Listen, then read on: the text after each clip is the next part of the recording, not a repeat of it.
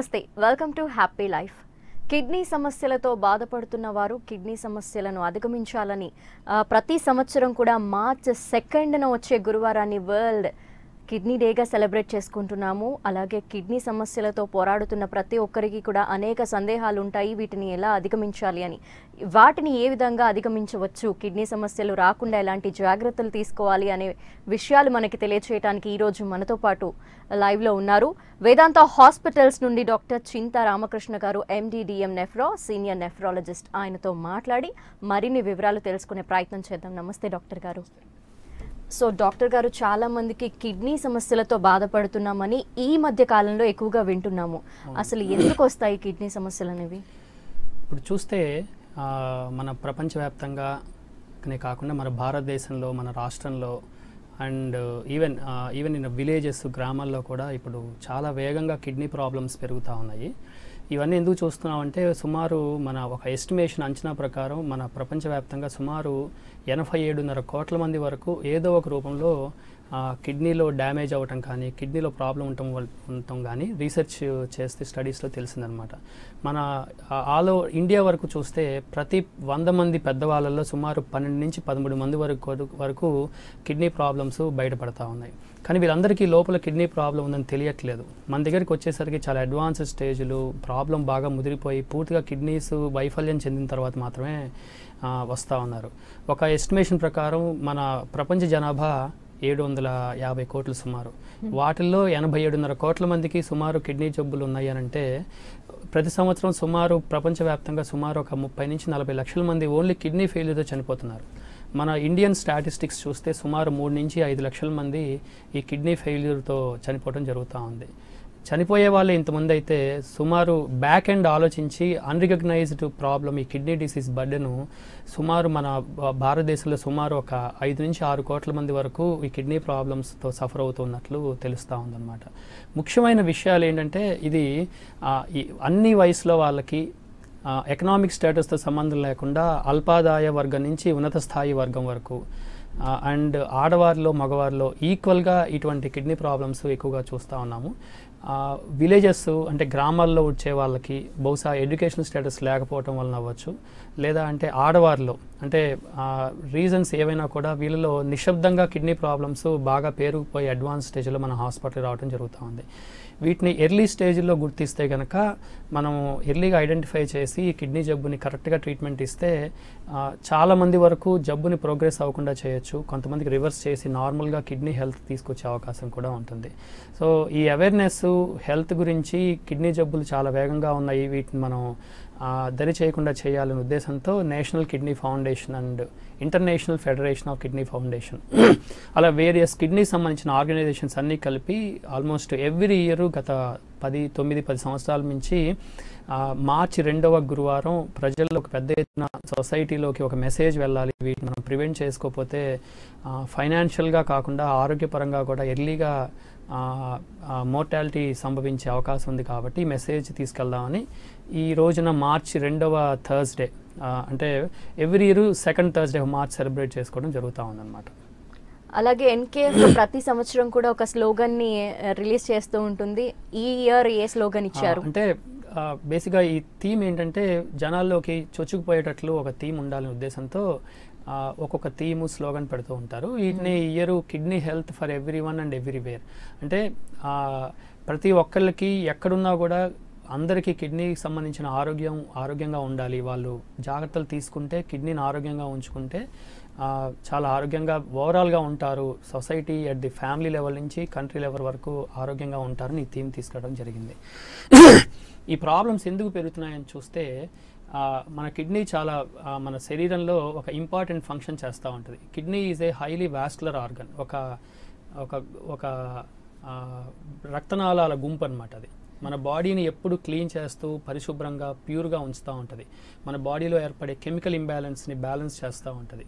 ఎలా చేస్తుందంటే because kidney is highly vascular organ, అంటే రక్తనాళాల గుంపు కిడ్నీలో ఉండేసరికి రక్తము మన బాడీలో సుమారు 180 లీటర్లు 24 గంటల పాటు వర్క్ చేస్తూ ఆ కిడ్నీని ఫిల్టర్ చేస్తూ ఉంటే శరీరంలో ఉన్న మలినాలు, విష పదార్థాలు, పాయిజన్స్, టాక్సిన్స్ అవంతా ఎక్స్క్రీషన్ రూపంలో బయటికి పంపిస్తూ ఉంటుంది.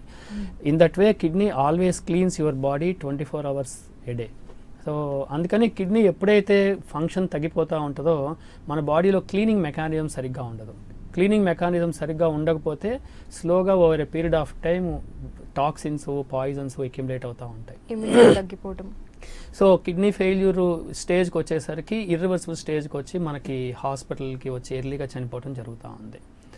సో ఇది ఎందుకు ఇట్లా సమస్యలు మన శరీరంలో ఈ కిడ్నీకి సంబంధించిన సమస్యలు ఎందుకు ఎక్కువగా చూస్తున్నామని ఆలోచిస్తే ముఖ్యంగా 1980s నుంచి గత 20 నుంచి 30 సంవత్సరాలలో చాలా చేంజెస్ సమాజంలో జరుగుతూ ఉన్నాయి.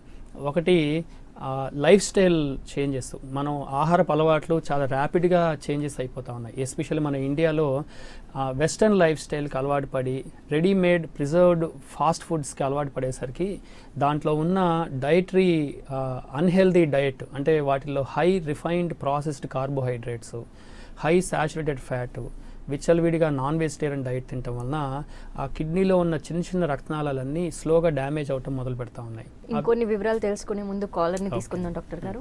మనోహర్ గారు నెల్లూరు నుండి కాల్ చేశారు. నమస్తే సార్. డాక్టర్ గారికి మీ సమస్య గురించి చెప్పండి. నమస్తే సార్. మనోహర్ గారు చెప్పండి. నమస్కారం అండి. ఏనా సార్ మా ఫాదర్కి చెప్పండి. హలో వింటున్నాను, చెప్పండి మనోహర్ గారు చెప్పండి. మా ఫాదర్కి మొన్న ఉన్నట్టుగా ఉండి బాగా బాడీలో మొత్తం నీరు వచ్చేస్తుంది సార్. ఓకే అండి. బాగా మనిషి లావు అయిపోయాడు. ఓకే. దానివల్ల హాస్పిటల్ తీసుకుంటే బాగా బయటికి ఈరు చక్రంగా రాక పోసిందని చెప్పాడు. ఓకే. అప్పుడు ఈ కిడ్నీ ఫంక్షనింగ్ ఏమో కొంచెం తక్కువగా పని చేస్తుందని చెప్పాడు సార్. అవును. వయసు ఎంత అండి? ఇది 60 సంవత్సరాల పైన ఉంటుంది. పెరాలసిస్ కూడా ఉంది. ఓకే అండి. అది ఒక కిడ్నీ ఏమో 10.3 into 4.95 వేసాడు. ఒకటేమో 10.9 into 4.90. ఓకే అండి. డయాబెటీస్ ఉందా అండి? బ్లడ్ ప్రెషరు, డయాబెటీస్ అటువంటి ప్రాబ్లమ్స్ కానీ? హలో, మీకు మీ ఫాదర్కి డయాబెటీస్ అనే వ్యాధి ఉందా? హై బ్లడ్ ప్రెషర్ కానీ డయాబెటీస్ కానీ? డయాబెటీస్ లేదు సార్, బీపీ ఉంది. బీపీ ఉంది, దాని మీద పెరాలసిస్ వస్తుంది. ఓకే అండి. అదే ఓకే అండి. ఇట్లాగంటే ఇటువంటి కిడ్నీ ప్రాబ్లం ఇది ఒక అంటే బాడీ అంతా వాపు రావటం అనేది కిడ్నీ జబ్బు లక్షణం. అంటే జనరల్గా మన శరీరాన్ని కెమికల్స్ని, వాటర్ని బ్యాలెన్స్ చేస్తూ ఉంటుంది కిడ్నీ. ఎప్పుడైతే కిడ్నీ ఫంక్షన్ తగ్గిపోతూ ఉంటుందో it cannot balance what ever you take daily. అంటే రోజు ఎన్ని మంచినీళ్ళు తాగుతున్నా సరే అవి బ్యాలెన్స్ చేయలేక, కెమికల్స్ బ్యాలెన్స్ అవ్వక ఈ కిడ్నీ జబ్బు లక్షణంగా ఇది పరిణమిస్తూ ఉంటుంది. ఇనీషియల్గా మొహం వాపు, తర్వాత కాళ్ళ వాపు రావటం, తర్వాత పొట్ట ఉబ్బరం రావటం జరుగుతూ ఉంటుంది. సో ఇప్పుడు బహుశా వాళ్ళ ఫాదర్కి హైపర్ టెన్షన్ ఉండేసరికి ఓల్డ్ ఏజ్ వలన కిడ్నీస్ రెండు డ్యామేజ్ అయిపోయి ఒళ్ళంతా వాపులు జరుగుతూ ఉంది. ఎర్లీ స్టేజ్లో ఉంటే జనరల్గా మెడిసిన్తో కంట్రోల్ చేసుకోవచ్చు. అడ్వాన్స్ స్టేజ్, ఇర్రివర్సిబుల్ స్టేజ్ అయితే వీళ్ళు బహుశా డయాలసిస్ దాకా వెళ్లాల్సి వస్తుంది. ఓకే డాక్టర్ గారు, నెక్స్ట్ కాలర్ ని తీసుకుందాం. గోపాల్ గారు మండవల్లి నుండి కాల్ చేశారు. నమస్తే గోపాల్ గారు. ఎస్ డాక్టర్ గారు, మనం కంటిన్యూ చేద్దాం. దాకా మనం ఎలాంటి ఫుడ్ కేర్ తీసుకోవాలి అని చెప్తూ ఉన్నారు. అవునవును. సో ఈ అలవాట్లు పడేసరికి ఈ అన్హెల్దీ ఈటింగ్ హ్యాబిట్స్ వలన మనకి over a period of time diabetes, hypertension and overweight, obesity, ఉబకాయం అంటారు. ఈ మూడు ప్రాబ్లమ్స్ ఆల్మోస్ట్ ఈ టైర్ 2 సిటీస్ నుంచి ఉన్నత స్థాయి వర్గం వరకు చాలా ఎక్కువగా ఉంటా ఉంది. ఈవెన్ ఇప్పుడు విలేజెస్లో కూడా రెడీమేడ్ ఫుడ్కి అలవాటు పడి ఈ డయాబెటీస్, హైపర్ టెన్షన్ చాలా ఎర్లీ ఏజ్లో చూస్తూ ఉన్నాం. ఒకప్పుడు ఈ డయాబెటీస్, హైపర్ టెన్షన్ అనేది చాలా తక్కువ మందిలో ఉండేది అండ్ పెద్దగా వినేవాళ్ళం కాదు. ఈ రోజున బహుశా డయాబెటీస్, హైపర్ టెన్షన్ లేని ఫ్యామిలీ మెంబర్స్ లేరంటే సర్ప్రైజ్ అవ్వాల్సిన పరిస్థితికి వచ్చాం. ఈ unhealthy dietary habits, life style changes వలన అండ్ స్ట్రెస్ఫుల్ లైఫ్ వలన వస్తున్నాయి. 3 లైఫ్ స్టైల్ డిసీజెస్ వలన ఒక 5 to 10 ఇయర్స్లో ఈ డయాబెటీస్ ఉన్న వాళ్ళందరిలో కూడా సుమారు 40 మందికి, 100లో డయాబెటీస్ ఉన్న వాళ్ళలో 40 మంది కిడ్నీ ప్రాబ్లమ్స్ స్టార్ట్ అయ్యే అవకాశం ఉంది. నెక్స్ట్ కాలర్ ని తీసుకుందాం Okay. డాక్టర్ గారు. గౌరీశ్వరరావు గారు కాల్ చేశారు. నమస్తే సార్. హలో డాక్టర్ గారికి మీ సమస్య గురించి చెప్పండి. గౌరీశ్వరరావు గారు చెప్పండి. సార్ ఈ మధ్యనే గ్యాస్ట్రిక్ ప్రాబ్లం వల్ల ఫస్ట్ అంటే నొప్పులు వస్తున్నాయి సార్. కొంచెం పెద్దగా చెప్పరా, వినపడట్లేదు. హలో గౌరీశ్వరరావు గారు చెప్పండి. అది మొన్న బ్యాక్ పెయిన్ వచ్చిన తర్వాత కిడ్నీలో స్టోన్స్ ఉన్నాయని డాక్టర్ గారి దగ్గరికి వెళ్ళానండి. ఓకే అండి. వెళ్ళిన తర్వాత ఏమైందంటే తర్వాత పక్కన అంతా కడుపులో పక్కన నొప్పులు కూడా వస్తాయి. ఫస్ట్ గ్యాస్ట్రిక్ ప్రాబ్లం అన్నారు. ఓకే అండి. కిడ్నీలో స్టోన్స్ ఏమైనా చెక్ చేయాలంటే గ్యాస్ట్రిక్ ప్రాబ్లం అమ్మా, నీకు అంతకుముందు కూడా చెక్ చేసాం కదా, దానివల్ల వస్తాయి పెయిన్స్ అన్నారు. ఓకే అండి. దానివల్ల ఏంటన్నా మళ్ళీ ఇంకోసారి చెకప్ చేయకపోతే కిడ్నీ గురించి అయితే చెకప్ చేయలేదండి.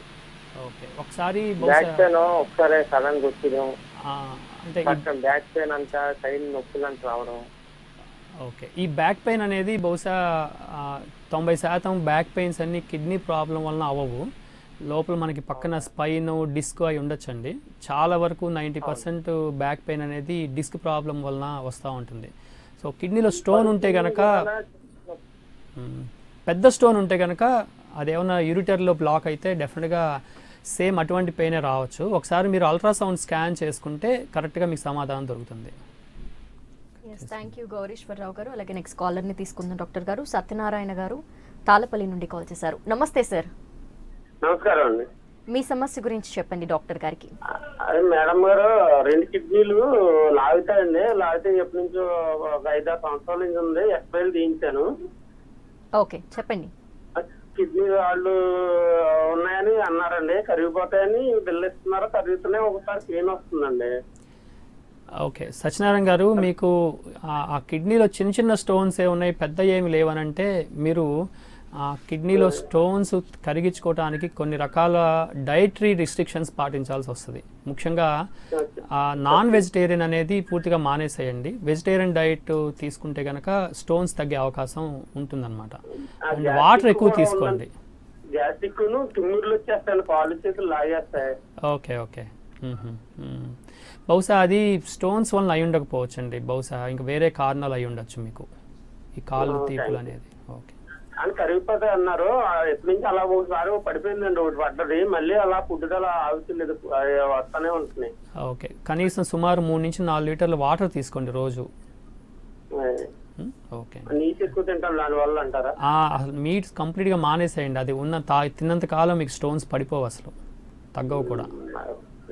ఆల్కహాల్ వల్ల కూడా ఏమైనా దెబ్బ ఉంటుందండి? మీరు ఆల్కహాల్, నాన్ వెజిటేరియన్ డైట్ మానేయాలి. ఆల్కహాల్ వలన జనరల్గా యూరిక్ యాసిడ్ స్టోన్స్ వస్తూ ఉంటాయండి, అందుకని మానేయటం మంచిది. థ్యాంక్ యూ సత్యనారాయణ గారు. అలాగే సురేష్ గారు పిఠాపురం నుండి కాల్ చేశారు. నమస్తే సార్. నమస్తే అండి. చెప్పండి మీ సమస్య గురించి డాక్టర్ గారికి. సార్ అది నాకు యూరిక్ యాసిడ్ లెవెల్స్ ఎక్కువ ఉన్నాయని చెప్పేసి కీలవతం అని చెప్పేసి అంటున్నారండి. ఓకే అవును సార్, అది నాకు కొంత అంటే అంతకు ముందు కూడా నాకు యూరిన్ ఇన్ఫెక్షన్ కూడా వచ్చింది సార్. అది ఓకే అండి. దానికి కొంచెం టాబ్లెట్లు అవి వాడితే మెడిసిన్ వరకు తగ్గిందండి. అవును సార్, అది యూరిక్ యాసిడ్ వల్ల బాగా బాడీ పెయిన్స్ రావడం, తర్వాత ఏమన్నా అంటే ఆ పెయిన్ కిల్లర్స్ వాడడం వల్ల కిడ్నీ ప్రాబ్లం. ఎంత ఉందండి యూరిక్ యాసిడ్ లెవెల్ మీకు?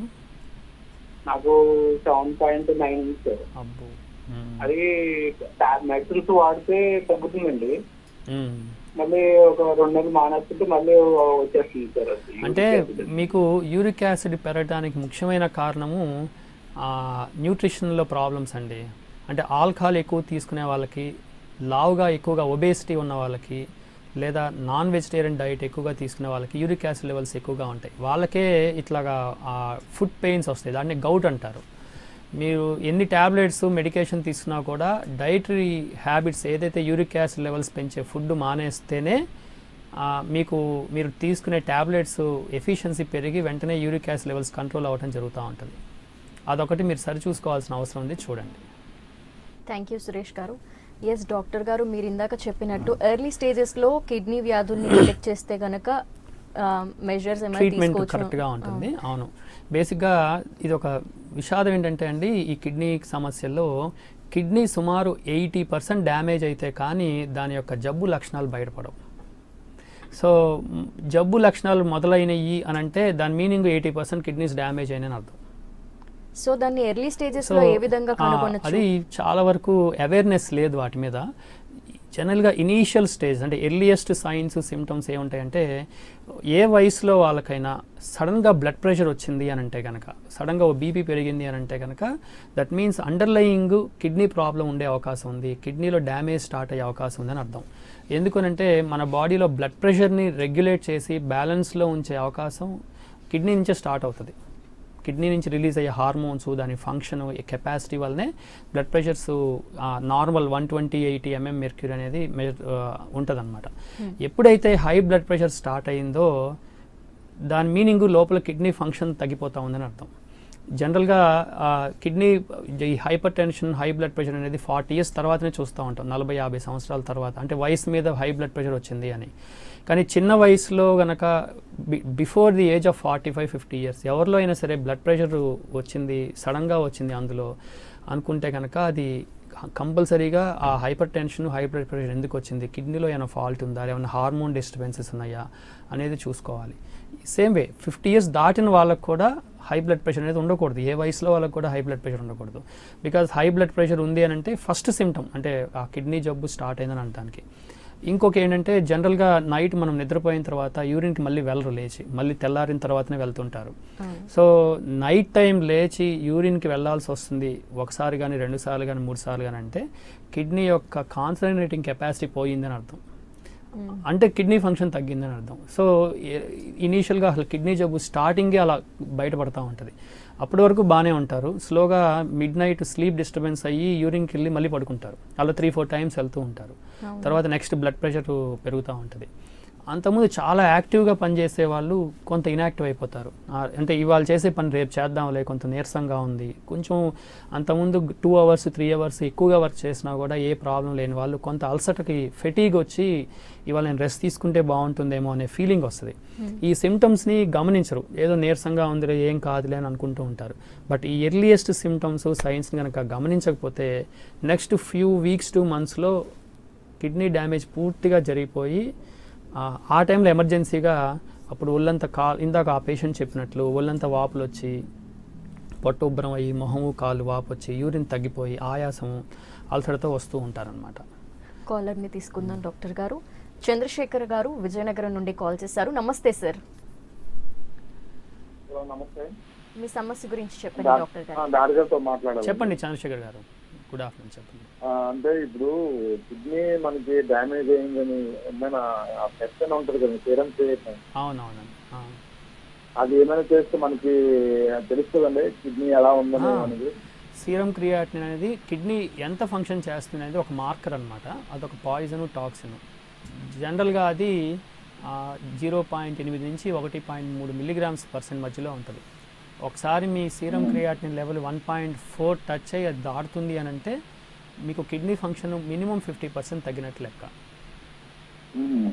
సో అది కంపల్సరీగా రిస్క్ ఫ్యాక్టర్స్ ఉన్నవాళ్ళు, అంటే ఫ్యామిలీలో ఎవరికైనా కిడ్నీ ప్రాబ్లమ్స్ ఉన్నవాళ్ళు కానీ, డయాబెటీస్, హైపర్ టెన్షన్ ఉన్నవాళ్ళు, లేకపోతే ఉబకాయం, ఒబేసిటీ ఉన్నవాళ్ళు, ఫ్రీక్వెంట్గా పెయిన్ కిల్లర్స్ వాడుతున్న వాళ్ళు, లేదా డిఫరెంట్ చాలా మల్టిపుల్ టైమ్స్ కిడ్నీలో స్టోన్స్ వచ్చి అది నెగ్లెక్ట్ చేస్తే కనుక స్లోగా ఆ స్టోన్స్ వల్ల కూడా కిడ్నీ డ్యామేజ్ అయ్యే అవకాశం ఉంది. ఈ కారణాలు ఉన్న వాళ్ళు మాత్రం సీరం క్రియాటిన్ లెవెల్స్ని, ఆ కిడ్నీ ఫంక్షన్ మార్కర్ని మాత్రం రెగ్యులర్గా చెక్ చేసుకుంటే మంచిది. ఇప్పుడు అంటే అలా కదండి, మనకి ఎలా తెలుస్తుంది, ఎప్పుడు మనకి సింటమ్స్ ఏమైనా అవకాశం ఉంటుందా తెలియడానికి? ఇప్పుడు అదే చెప్తా ఉన్నాను, అంటే ఎర్లీగా కిడ్నీ డిసీజ్ని ఎలా డిటెక్ట్ చేసుకోవాలనే చెప్తా ఉన్నాను. మీరు ఒకసారి టీవీ చూసి వింటూ ఉండండి. ఎస్, థ్యాంక్ యూ చంద్రశేఖర్ గారు. అలాగే నెక్స్ట్ కాలర్ కోటేశ్వరరావు గారు బొమ్మనపాడు నుండి కాల్ చేశారు. నమస్తే సార్. కోటేశ్వరరావు గారు సార్, టీవీ వాల్యూమ్ మ్యూట్ చేసి ఫోన్లో మాట్లాడండి డాక్టర్ గారితో. హలో కోటేశ్వరరావు గారు, కాల్ కట్ అయ్యే ప్రమాదం ఉంది, కాల్ ఫోన్లో మాట్లాడండి. నమస్కారం మేడం. ఎస్, చెప్పండి మీ సమస్య గురించి డాక్టర్ గారికి. మేడం గారు నమస్తే మేడం. చెప్పండి కోటేశ్వరరావు గారు, చెప్పండి. సార్ చెప్పండి కోటేశ్వరరావు గారు, వింటున్నాను, చెప్పండి. సార్ వింటున్నారు సార్? వింటున్నాను, చెప్పండి. సార్ మేము ఇక్కడ అదే మా ఒంగోలు అనీస్ కిడ్నీ సెంటర్లోకి వెళ్ళి చూపించుకుంటే ఓకే అండి. అది క్రియాటినైన్ అనే టెస్ట్ చేశారు సార్. అది కొంచెం కిడ్నీలో ఇన్ఫెక్షన్ ఉందని వెళ్తే. ఓకే అండి. హలో చెప్పండి, వింటున్నానండి, మీరు మాట్లాడుతున్నారు. అయితే అది 4.3 అని చూపించా అన్నారు ఆయన. ఓకే అండి. ఏ ఊర్లో ఉంటారు మీరు? మేము బొమ్మనంపాడు ఉండేది, చూపించినేమో ఒంగోలు అండి. మీ ఊర్లో ఇంకా ఇటువంటి ప్రాబ్లమ్స్ మీ మీ చుట్టుపక్కల వాళ్ళు మీ ఊర్లో ఉన్నారా ఇట్లాగా, ఈ క్రియాటినిన్ లెవెల్స్ ఎక్కువగా ఉన్న వాళ్ళు? ఎక్కువ అంటే మిగతా వాళ్ళ విషయం తెలియదు. నేను పర్సనల్ గా నా వరకు అయితే నేను వెళ్తే ఓకే. ఏం అయితే వాళ్ళు ఏం చెప్పారు, దానివల్ల ఏంటంటే కాళ్ళు అవి నీరు బాగా వచ్చేసింది సార్ ముఖం. ఓకే. ఎప్పటి నుంచి ఉందండి ఈ ప్రాబ్లం మీకు? ఆకలి కూడా కొంచెం మందగిచ్చిపోయింది. అవును, ఎప్పటి నుంచి ఉంది మీకు ఈ ప్రాబ్లం? నేను అంత ముందు ఉండింది, నేను తక్కువలో కనిపెట్టాను. అంత ముందు ఇప్పటి నుంచి ఉంటే పట్టించుకోలేదు. ఒక నెల క్రితం మా వాళ్ళు వెళ్ళి చూపించమంటే అప్పుడు బయటపడింది. అదే ప్రాబ్లం వస్తూ ఉందండి. ఈ ఎర్లీ స్టేజ్లో కనుక్కొని ఉంటే కనుక ఈ జబ్బుని ఫర్దర్గా ప్రోగ్రెస్ అవ్వకుండా అడ్వాన్స్ స్టేజ్కి వెళ్లకుండా హెల్ప్ చేసే అవకాశం ఉంటుంది. బహుశా మధ్యలో మీరు ఫాలో అప్ ప్రాబ్లం ఉంటుందండి. నేను మీకు చెప్తాను, ఇప్పుడే మాట్లాడతాను, చూడండి. ఎస్, థ్యాంక్ యూ కోటేశ్వరరావు గారు. అలాగే నెక్స్ట్ సురేష్ గారు అనంతపురం నుండి కాల్ చేశారు. ఒక కాల్ అని తీసుకుందాం సార్. నమస్తే, చెప్పండి సురేష్ గారు. నమస్తే సార్. చెప్పండి సురేష్ గారు, చెప్పండి. సార్ మా నాన్న హనుమన్న సార్, మా నాన్నగారి పేరు. చెప్పండి సురేష్ గారు, చెప్పండి. సార్ మా నాన్నకి కిడ్నీ ప్రాబ్లం సార్. క్రియాటినిన్ వచ్చేసి 5.3 సార్. ఓకే అండి. ప్రాబ్లం వచ్చేసి 8.4 సార్. ఓకే అండి. అదే సార్, సార్ ఈ హాస్పిటల్ పోయినా ఈ ప్రాబ్లం అనేది సాల్వ్ అవ్వలేదు సార్. ఎక్కడ వెళ్ళినా కానీ డయాలసిస్ అంటారు సార్. ఎన్ని నెలల నుంచి ఉందండి మీకు? ఇప్పుడు 3 years అవుతుంది సార్. 3 years అయింది. ఓకే, సరే అండి, దీని గురించి మాట్లాడతానండి. ఇప్పుడు చెప్తాను, కాస్త వినండి టీవీలో. ఇప్పుడు చూడండి, అంటే ఎన్ని కాల్స్ వచ్చినా కూడా ఈ సీరం క్రియాటిన్ బాగా ఎలివేట్ అవుతా ఉంది అని చెప్తా ఉన్నారు. ఈ సీరం క్రియాటిన్ అనేది కిడ్నీ ఫంక్షన్ యొక్క మార్కర్. అంటే కిడ్నీ ఎలా పనిచేస్తుంది, అసలు బేసిక్గా ఏం చేస్తుంది అనేది. సో జనరల్గా 1.3 milligrams కన్నా తక్కువ ఉండాలి.